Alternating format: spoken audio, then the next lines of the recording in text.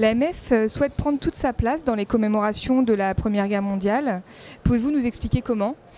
Alors depuis déjà 2 ans, l'AMF est très positionnée sur le centenaire de la Première Guerre mondiale et elle a décidé notamment de créer un comité des maires qui est vice-présidé par André Rossino, maire de Nancy, et moi-même, de façon à pouvoir coordonner toutes les initiatives qui sont faites par l'ensemble des collectivités territoriales.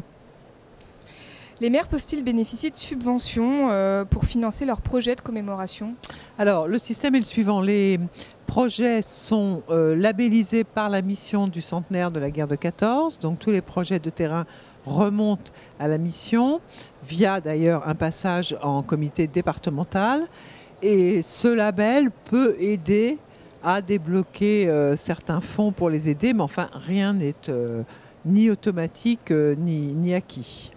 Ce qui est important, je crois, c'est de bien montrer que l'Association des maires de France tient vraiment à ce que les maires soient très impliqués dans ce centenaire pour plusieurs raisons. D'abord parce qu'ils ont eu à gérer pendant la guerre de 14 tout ce qui se passait sur leur territoire. Et puis aussi parce qu'ils sont les transmetteurs de la mémoire via les commémorations qu'ils organisent, d'où le rôle important qui leur est donné. Et je crois que c'est une très bonne chose qu'il faut saluer.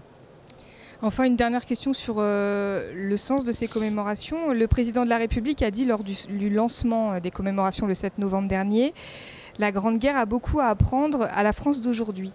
Est-ce aussi votre avis? Oui, je pense que le sens des commémorations, c'est de ne pas faire en sorte que ce soit simplement des commémorations des personnes, des soldats, des personnes qui ont disparu. Ça, c'est important et il faut le faire.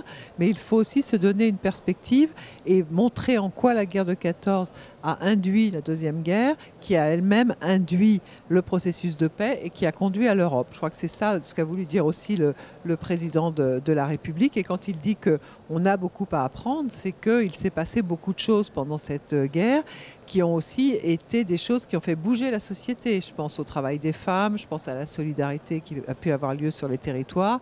Donc aussi sortir de ces commémorations, ce qui peut être un facteur de cohésion au sein de la population.